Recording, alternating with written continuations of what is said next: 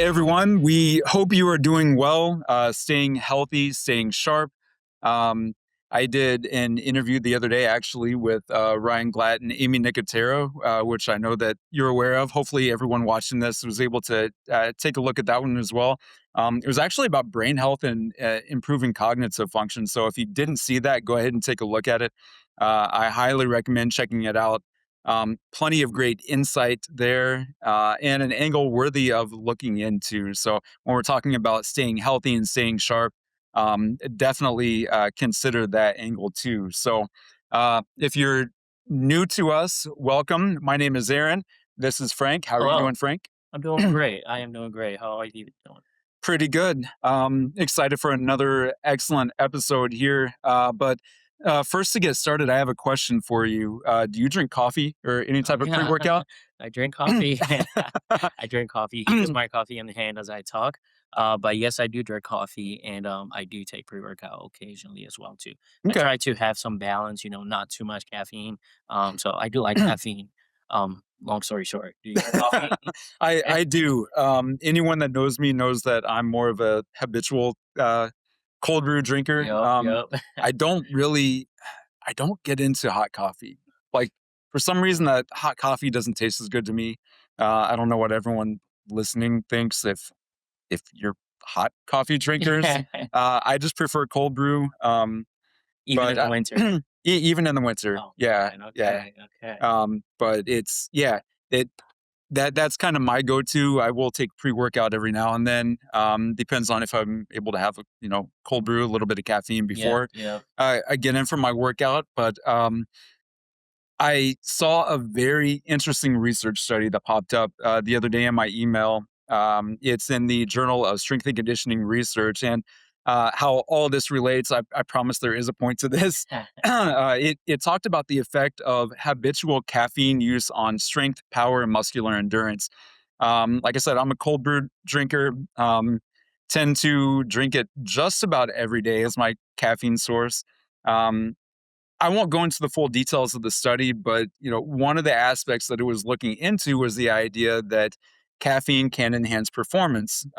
We know that to be true. There's plenty of Yeah, research on that. absolutely. I've talked about it in podcast episodes of Learning with Human Kinetics, even other podcast episodes where I really dig into the research there about caffeine's impact on performance.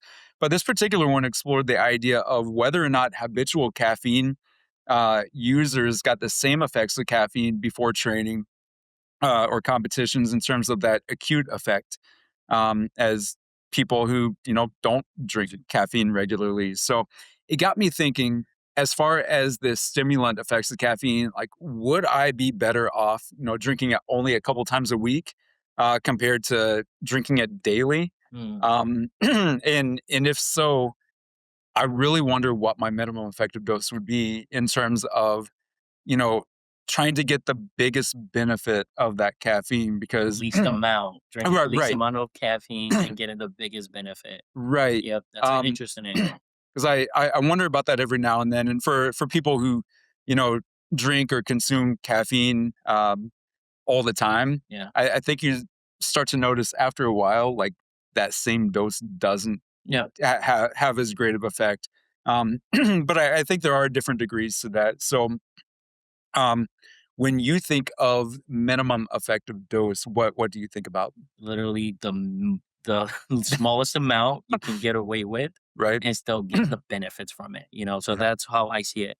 And actually that study is very interesting because I approach my caffeine drinking the same way. Mhm. So earlier I did mention about it depends on you ask do you drink caffeine or take pre-workout. Yep. So I try to either days I'm gonna take pre-workout when I know I have like a tough training session coming up. I try not to drink caffeine throughout the day Mm. because I know I'm gonna get my caffeine from my pre-workout. So I try not to stack those 2 so I can, I'll take quote unquote so because I don't actually like taking too much pre-workout because I realize it lasts a little bit longer in my system than, just coffee. So I try to kinda get a little bit less than I usually would on the day that I will drink coffee. So I think I'm trying to find my minimum effective dose for, Right. pre-workout, And I found that generally, from like Catholic school, for me personally, Hmm. it's where I get the best benefit, and I don't stay up too late, or once I'm done with my workout, I'm still not feeling too energetic. So Right. that's where I found to be my minimum effective dose. So I think that's Okay. a very interesting one. Yeah, I think so too. And I think if we're talking about, overall like long-term benefits of whether that's whether we are talking about, caffeine intake Hmm. like this, or if we're talking about exercise, you know, what is the biggest bang for my buck? Like, what can I do in the least amount of time or the smallest dose possible and still get the results that I'm actually looking for? In that in result. So, um, in terms of training, what do you think about in terms of that minimum effective dose? Like, what's an example if you were to give the listeners an idea of what training in the minimum effective dose would be? I'll say, definitely at least 2 to 3 times a week. We can go with the national recommendations Mhm, of the minimum 150 minutes of moderate to vigorous exercise per week, and I think that is a good minimum dose for everyone if you're trying to get in shape. mhm. That's a really good starting point, and most people actually, believe it or not, do not like going to the gym. Yep. So I think this conversation is very, very timely as to like, what is the least I can do and still reap the most benefits. Mhm. Absolutely, and I think that's a good point. I think this is a topic that lot of people are probably interested in, even if they don't realize it, Oh because yeah. we don't have a lot of time in our days. Like, if you are one of those people that has time to go to the gym and spend literally hours Yeah. at the gym, we've talked about some of them before that I know at the gym that I work at. That's perfectly fine. Yeah. Like that, there If that is works for you and you have the time, more right. power to you. And that there is a social component to being at the gym. Some Absolutely. people refer to it as their cheers. They want to go somewhere where everyone knows their name. Yep, And yep, yep, yep. so I do think that there is a lot to that. But for the majority of people, we want to get in, get our work done, get out. Wow. But I think some people might be concerned with like spending a very small amount of time in the gym, and they think that they're not going to get those benefits that they really want. Um, I genuinely believe if you're consistent and you have a solid plan, you can go into the gym and have a 30 to 45-minute workout, and it can be a very effective workout, better than a 2-hour gym session that mhm. is not focused. Yep. When I think about this and someone that is trying to maximize their time in a short amount of time in the gym, and really get that effect that they're looking for, I actually think of beginners. Like Hmm. when Hmm. people are just new to training or new to an exercise program, um, if you've been sedentary for a while, then you probably don't need a whole lot of training just Yep. to start seeing the results that you want. If a goal of training, we talked about this before in other episodes, is adaptation to stress. In this case, stress that we're putting on our bodies while we're exercising. A person who's been sedentary, um, like is going to see results pretty fast. Yeah. And I think that this goes into another topic that we talked about recently in overtraining or overreaching. Sometimes you get really excited about your goals and what you have going on, and you want to be in there 5 days a week. Yep. Yep. Um, Yep. Sometimes that isn't always the best plan for you. I mean, especially if you're a beginner, you can, start to see those results in 2 days Yeah. per week. If you're doing the right exercises, if you go in with a good plan. Yeah, and I'm pretty sure you're familiar with this term. So like whenever I'm training and working with beginners, I always give them that. Okay, so very for the first few months, you're going to see the most results, Hmm. and it's just going to start going down. So the newbie gains, anyone who's new to the gym, it's very easy to make gains. The more sedentary you are, and you get into the gym, you're going to see results pretty quickly. Hmm. But as time goes on, as you gain more experience, it's going to be harder to see those little changes.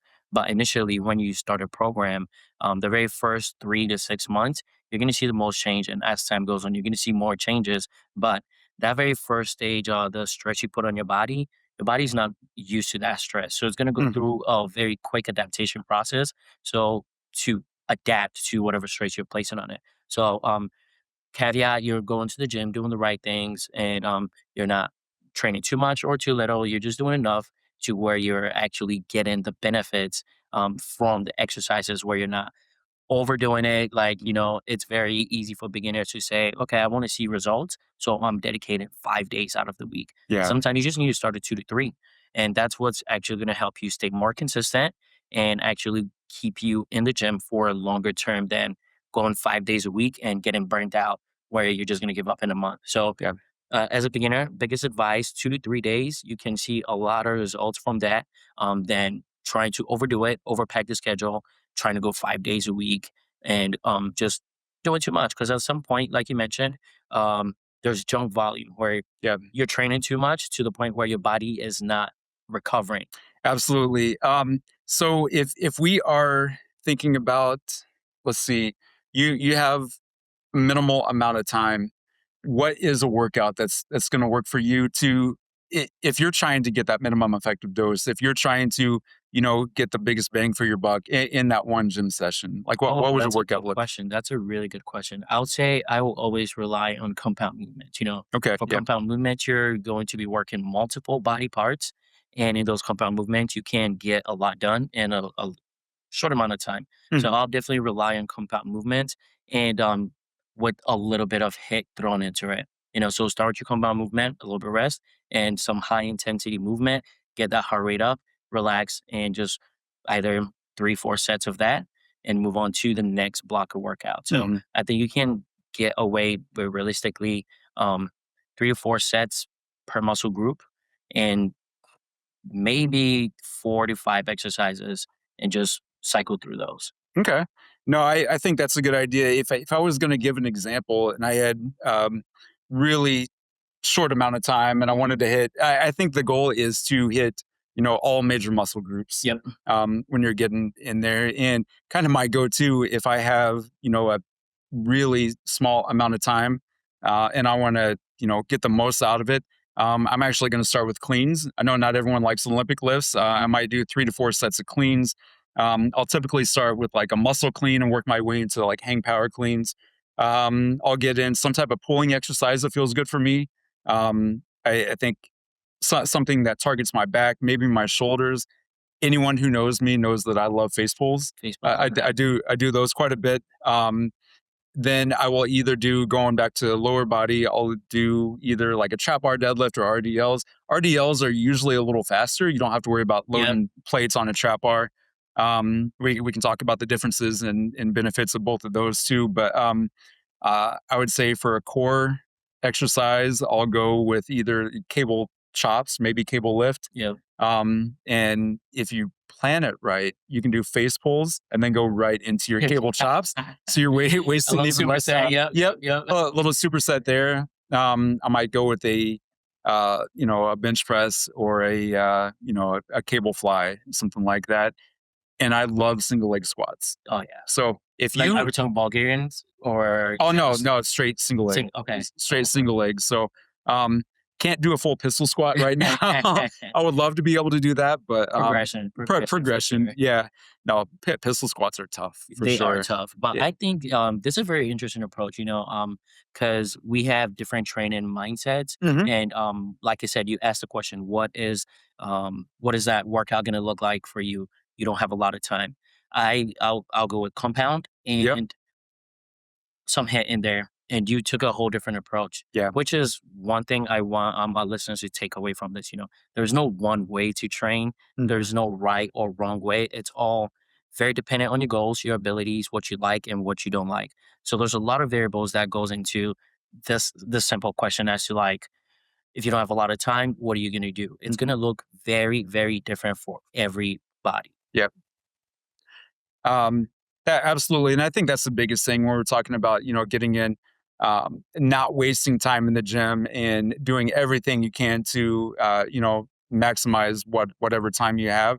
A lot of it goes into, finding what works for you Hmm. and your Hmm. specific goals. We Absolutely. have multiple episodes on, goal setting, on hypertrophy, on strength. So I would kind of reference those if you want to get into more specifics there. Absolutely. But it's really finding what works for you best with your goals. find a way to, kind of use some of those compound movements that you talked about, and you know, get as much work as possible in that short amount of time. Yep, effective work. So I think we can this is a good point. We can segue to the biggest time wasters you see. Yeah. So when it comes to um people in the gym, what are some time wasters you normally see just like work on athletes or you see just observing people in the gym? Um, yeah, we could go a lot of ways with A lot of that. there, ways. there are so many time wasters that I see, and really, it's not. Um, Trying to word this the right way here. I mean, really, just not wasting your time. Like we said, getting the most out of what time you do have.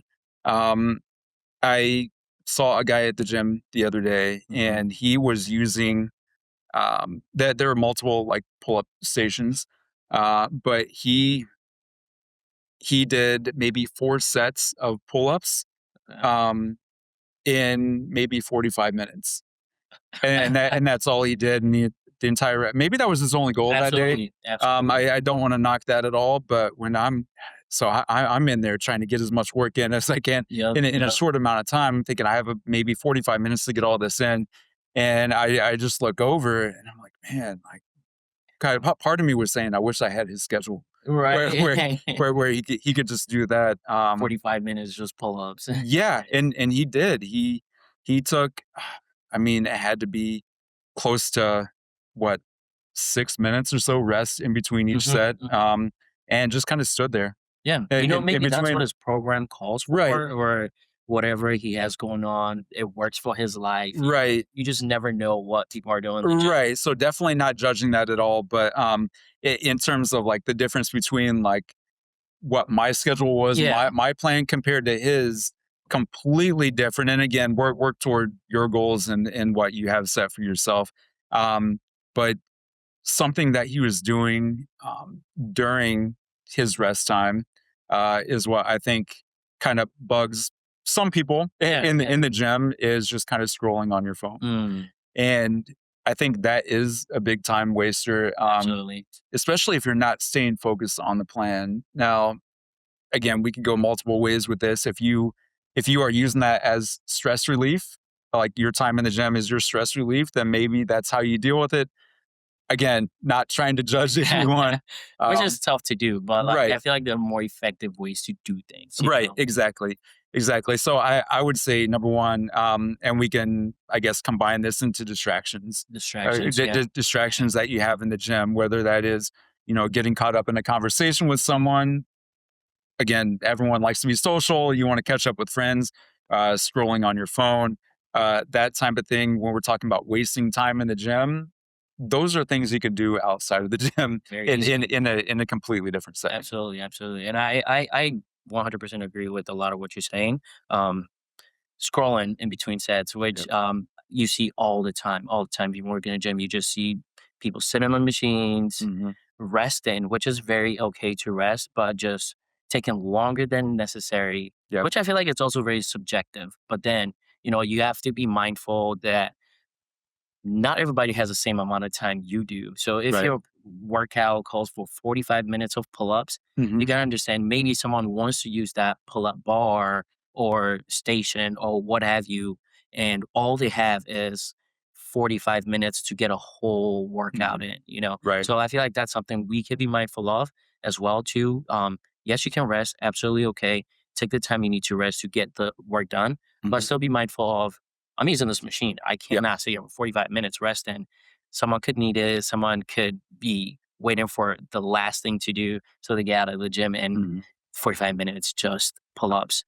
Which if that's a program, that's okay. But Right. I find that hard to believe. I feel like there's a better way. If that was my client and they tell me I went to the gym and I did pull ups for 45 minutes, Yeah.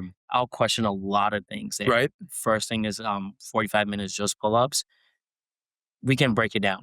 How many sets are you doing? How many reps are you doing? Hmm. And that's something that I feel like whatever that program is, maybe they have a very specific thing they're working on, and they need that 45 minutes. But that's tough to believe. Yeah. That's a tough one.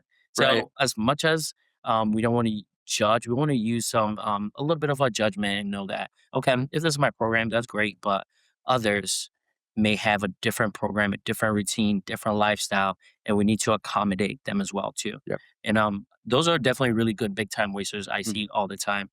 Personally, I'll say one that I see is I'm thinking of wasting time in the bigger picture, right? Okay. So if you have, for example, you want to have X goal in 3 months, what I think is wasting time is starting a program for 3 months Mhm. and week two, you're like, yeah, I'm not gonna do this anymore. And you just see Yeah. a random program or anything online and you're like, yeah, I'm gonna jump onto this. The likelihood of you finishing that second one is gonna be tougher because you started the first one, you stop, you hop on the next one. I feel like that's gonna become a habit that's hard to break. For it's Yeah. just like, okay, I'm tired of this. I'm just gonna move on to the next.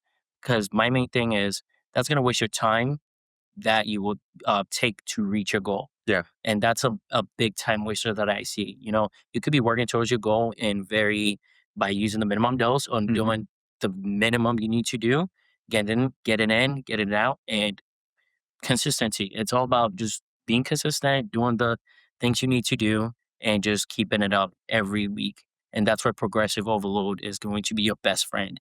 You know, Right. overload yourself weekly by weekly and not switching program just because you're not liking it or completely just ditching it because of any number of reasons. So I see Mhm. that as one of the biggest time wasters. I see that a lot. They want to work out where their friends are. They want to work out with Yep, their yep, friends. yep, yep. So I totally get that. Um, but it's it long term, it doesn't really benefit you No. if you're program hopping like that. Um, and I see a lot of situations where people aren't going to get to their goals um, simply because they keep moving from program to program. And like you said, it's a matter of trusting the process, Yeah. making sure that you are, getting those benefits. If I'm setting up a program for someone, um, I have their interest long term in mind. Absolutely. So if I'm setting up a program for an athlete and it's the beginning of their off season, I'm designing their training program knowing that it's the beginning of their off season. Exactly. And I get that might not always be the most Yeah. fun way to Yeah. train all the time. But I like to periodize their training Hmm. program. And I think that's so important to keep in mind so that you aren't program hopping, so that you aren't um, really kind of messing with your results and not Yeah. not not Honestly. doing what you want to do. So Because I that actually brought something good up.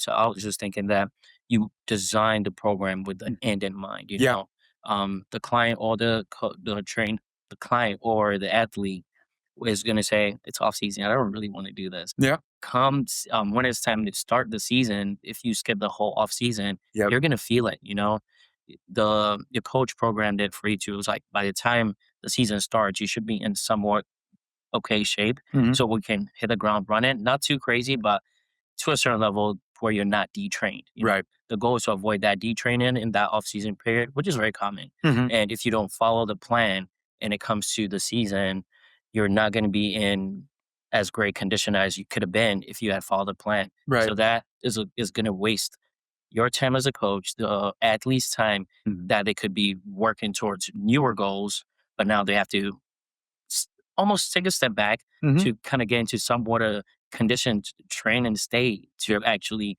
tackle the season. I think that goes with the Gen Pop as well too. You yeah, know, summertime very tough to stay in a program, hmm, but as long as you're staying with the program and just kind of meeting it as life happens, just still showing up, doing what you have to do.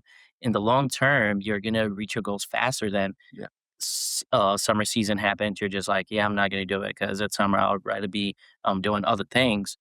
That's going to delay you reaching your goals and that's going to waste your time in some way or some form. yep.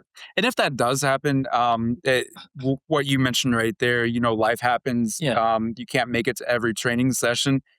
Have that in mind. Maybe have a backup plan Oh, in absolutely. mind, saying, and maybe that's where we start talking about the minimum effective dose. Hmm. That's where you can design your workouts and every exercise or training session in a way where that say you are training on Monday and you think you might be able to go in on Tuesday. But that's not guaranteed, obviously. So if I'm in the gym on Monday, I'm getting in a full body workout. And I think that could be another conversation that we talked about, that we can talk about, in, ways to train your body, ways to get to your goals. I'm doing a full body workout because I know even if I have something planned for that next day, something might come up. Mhm, mhm. I might have to, um, I don't know, in anything. Maybe my car breaks down and I Yeah. can't get to the gym and I have to Meteors get or lands right, dropping, you never know, you right. never know. Natural disasters Exactly. can happen. We are in the Midwest here, to be honest. We've had So the most tornadoes in this year that we've had any time, so it's you it, never it, know. it can be pretty bad. So yeah, what, 6 years or so ago, COVID happened. I Exactly. had I was on a pretty good schedule. I was making some really good progress, and all of a sudden we had to shut our gyms down, and Yep, yep, that ruined everything. So I had to learn how to adjust and adapt and find out how I could get that minimum effective dose even absolutely. in my home gym Mhm. with the relative limited equipment that I have Yeah, compared to a gym. So there are ways that you can work around that, but I would say, um, plan for the unexpected. yeah, And that could go into making sure that you have, a great program designed for yourself, always have a backup plan. And that could go into, what we're talking about, wasting time in the gym. If you always have a backup plan, then mhm. you're always prepared. Yeah, and I think we can even take this minimum effective dose a step further as to like if I'm gonna completely miss the gym today, Hmm. what's the bare minimum I can do, Yeah. even if it's at home, even if it's maybe in the office before I leave for home, because I know once I go home, I have no time. Yep. So it's just about finding what's the least you can do for today to maybe not break the streak Hmm. or to just keep your consistency going. So you're in the mindset of no matter what happens, I'm gonna do something. Yep. So just finding that littlest amount you can do just to kind of keep you pushing is sometimes all you really need to do. Yep. Absolutely. When we're talking about distractions in the gym and maybe having your plan thrown off a little bit, have you ever been in the gym with a plan and say, maybe it's a smaller gym or maybe the gym's just packed and you're thinking, all right, after I get done with these RDLs, I need to go use that bench over there. Suddenly it's not available. Yeah, The dumbbells that you need aren't available. yeah. What do you do? See, in that moment, I look for the movement pattern I'm doing. Okay. I don't have to do that exact exercise, Hmm. but it's a movement pattern. Yep. So, for example, I needed the bench for, I don't know. Let me make this a little bit harder. Yeah. It's easy to use a bench for a bench, right? Or Right. to bench press, but let's just say I was going to do, I don't know, some Bulgarians and I need a bench. I Okay. don't need to use the Mhm. bench simply for Bulgarians. I can find another way to mimic that movement to get that single leg squat movement pattern in without specifically using the bench, specifically using the bar, specifically using that box. Yep. We can find ways to mimic that movement pattern. And whenever that happens to me, it's like, oh, I was going to need the chest machines for the chest flies. Right. You can always do dumbbell flies on Right. the bench. You can do cable flies on the cable, or you can Mhm. even bring it down to the ground. You can do um, flies on the ground. You're Yep. not gonna get that full range of motion as a bench, but you're still mimicking that movement. And Right. that's ultimately what matters is performing the movement and engaging those muscle groups. Yep. And yeah, Yeah, I'll throw that question back at you. What are you doing? Yeah. but what am I doing? Yes. Okay, give me the scenario. What Scenario. happened? You want to use let's your cleans, you want to use a Okay, yeah. barbell, you want to use a platform, but platform is taken. What are Yep. you doing? Depending on the gym setup, I might find an extra bar and go over to the side Mhm. in a safe spot. I want to make sure that not too many people are around because Absolutely. that can get a little dangerous, even Mhm. especially if there are people in the gym area that maybe they're not familiar with Olympic lifts, so Mhm. they don't know how dangerous that can be to walk right next to someone, It's like trying to I'm be failing to really explosive. move. Right, right. And all of a sudden, I have to fail out or dump out of A clean a or rep, something. and then the bumper plates bounce on someone's foot, Yeah. and then we have a whole other situation that we have to deal with. Um, but no, I might look at that. I guess as an alternative, I might find some kettlebells. I can still do kettlebell cleans, Yeah. get a very similar effect. some people might not look at this the same way, but something like medicine ball slams, or if I can do like a medicine ball reverse toss, you're still getting that triple extension Yep. or that hip extension that you're really looking for. So I guess those would be a couple of go tos if I wasn't able to do cleans Yeah. on schedule there. This conversation actually kind of reminds me of when I was able to do an interview with Joe Drake and David O'Tay for their book on Landmine. complete landmine training, and he when David was talking about how he's first started using the landmine post, he was looking for equipment in the gym that no one else was using because he knew that he wouldn't have to wait for Yep. that equipment. Yep.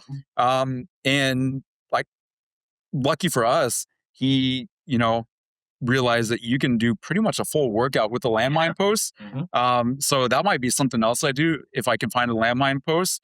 You can do kind of landmine cleans. Can You pretty much can't do every standard movement on you landmine. you really can. You can get a lot of benefit out of doing that. So if it's a really packed gym, Hmm. and I go in with a specific plan, I don't want to waste my time in there just kind of standing around waiting for Waiting. people to Yeah. finish up with their equipment. So yeah, maybe I'll find a landmine post in the corner somewhere. It's probably going to be quiet. No, not too many people are going to, Yeah. bother you over there. And you can get in. You really can get in a full complete workout Absolutely. with a landmine. So So it's just about finding what's going to work for whatever movement we need yep. just to kind of mimic that pattern. It's all about getting those muscles activated Yep. that you were going to use in the first place Hmm. and finding an alternative way around that. That's a really good way to approach that. Absolutely. And I think this all gets back to our main idea or our main point in this whole conversation about, are you wasting time in the gym? Like what what can you do to make sure that you're not wasting time in the gym? Maybe it's finding that minimum effective dose. Maybe that's going in with a backup plan. Hmm. If some of the equipment that you're using isn't, or that you want to use isn't available right away. Avoiding some of those distractions that might pop up while you're in there. So, um, all very good points, and that's really kind of the point that we want to get across today. Is to not waste your time. Now, what's your time? Your Yeah. time is very valuable. You want to get your work done, get out, so you can move on with life and do the other things that you have to do. Yeah, absolutely. And spending more time in the gym may work for some people, but it's not going to work for everyone. And Hmm. we live in a busy, busy, busy time. Everyone does not have a lot of time to spend 2 hours in the gym. So, main takeaway is to find what's going to work for you. If you go in the gym and you have a specific plan, Hmm. if that plan is not going to work out, don't stand around waiting for one machine. Right. There's so many ways to work around that. So, it's just about maximizing your time doing the thing and less Yep. time not doing the thing. Yep. So that's main point of this episode. Yep. Main point: get in the gym, do the thing. Don't waste your time waiting for the other thing that you wanted to do. Absolutely, If we're, absolutely. those are technical terms, very scientific. So keep those in mind. Get in the Absolutely. gym, do the thing, and get out. Yeah, so I'll So tell you that's a pretty big takeaway for me. yeah. What would you say are some takeaways for you for our audience today? Um, I would say some of the biggest takeaways. I really like to go back to that minimum effective dose because that's with my schedule. I'm not the only one. I'm not trying to say everyone is busy Hmm. in their own right. So when I go into the gym, I know that I have a very specific amount of time. So that does mean like I go into the gym thinking, what can I do to get the stimulus that I need to get in the work that I intend to get done in that shortest amount of time? And for me, that's really what it comes down to: finding that minimum effective dose that will get me to where I want to be long term. I know sometimes for me, and I mean, we probably could have gotten into this a lot more. The difference between beginners and intermediate Intermediate, yeah, lifters and yeah, yeah. advanced lifters, that's going to look different for everyone. So you really have to take your own situation into account and find what works for you. But that's my biggest takeaway. Find what you can do in the gym in the shortest amount of time to you know get the results you want, work towards those results, and then really kind of move on with your day. Absolutely, I love that. That's a really good takeaway. I think we can wrap it here. Yeah. One main thing I would like to add is Train Smarter, Not Longer. So this is a book that we just recently released Mhm. by Dr. Pak, and it goes over the minimum effective dose for muscular development. So whatever your goal is, building strength, building losing fat, it gives you the protocol and it's science backed with all the minimum effective dose you need for every fitness aspect you could possibly think of. So definitely check this out. Yep. Great way to wrap it up there. Again, if you're listening, these are suggestions, these are recommendations. Find what works for you. I think if we've found one thing in the training world, there's no one way that works for everyone. It's and your program can be fluid too. So, Absolutely. yeah, these are suggestions. Ideas for you to take into account when you're designing your own training program or trying to get in your own workouts. So I hope everyone got a little bit from this conversation. I know I did. I thought it was an interesting This has conversation. been an insightful conversation. Very Very much so. So, if you're not already, make sure to follow us on all of our social media accounts. You can follow us on YouTube, Facebook, Instagram, TikTok, and X. We do have a number of newsletters that you can subscribe to with a ton of insight, a ton of information on those specific topics based on what the newsletter is about. And yeah, just always stay tuned. You never know what we're going to talk about next. So absolutely. yeah, Drop recommendations as well for yep, whatever topic you'd like to hear us talk about or break down or go a little bit more in depth about as well. yep, absolutely. So again, thank you so much for listening. We really appreciate it and have a great rest of your day. Thank you all. Until next time.